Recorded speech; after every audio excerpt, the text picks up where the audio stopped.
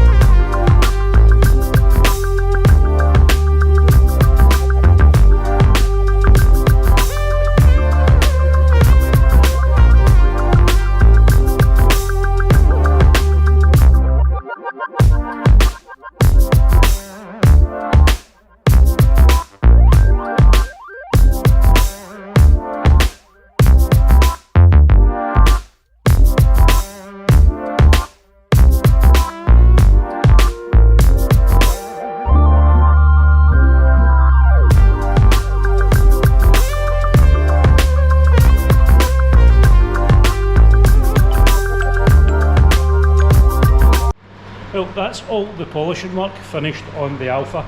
It's been pre-coat wiped and basically it's all prepped for coating. We're just waiting from Chris from Universal Graphics coming to sort out the PPF sections on front of the car and boot lip and the piano black trim on the side of the doors. So yeah, as you can hear, it's absolutely crazy weather outside. The rain is bouncing off the roof.